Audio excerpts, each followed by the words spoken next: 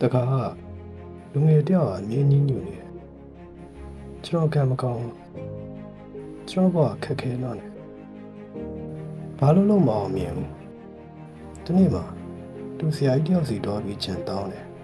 ဆရာကြီးကဘာမှမပြောပဲရေတစ်ခွက်ထဲကိုစားတဆုပ်ထည့်လိုက်တယ်ပြီးတော့တောက်ကြည့်လို့ပြောတယ်လူငယ်ကတောက်လိုက်တော့ခါလိုက်တာလို့ပြောဟဲ့လားဆရာကြီးအဲ့ဒီစားပုံမှန်အတူတူရေကိုင်းတကန်နဲ့ထည့်လိုက်တယ်အခုတောက်ကြည့်လို့ပြောပြန်တယ်လူငယ်ကတောက်ကြည့်ပြန်တော့ရေကပုံမှန်ရတာပဲရှိနေတယ်အဲ့ချိန်ဆရာကြီးကပြောလိုက်တယ်ဘဝပြဿနာတွေကဒီစားလို့ပဲပမာဏအတူတူပဲဒါပေမဲ့မိရဲ့စိတ်ဓာတ်ကြီးတစ်ခွက်လောက်သိနေနေတယ်ပြဿနာလည်းခါတတ်နေလိမ့်မယ်ဒီကံတကံလို့ကျေပြတ်လာရင်တော့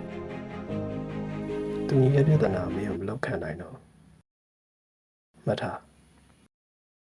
ဘောကိုပြောင်းလဲဖို့ကြိုးစားတဲ့ကိုယ့်ရဲ့စိတ်ကိုပိုကျေပြတ်လာအောင်ကြိုးစားပါဒါဆိုပြဿနာတွေကတင်းငယ်သွားလိမ့်မယ်အခုလို motivation video တွေနေ့တိုင်းသင်ပေးတော့မှာမို့ follow လုပ်ထားပါ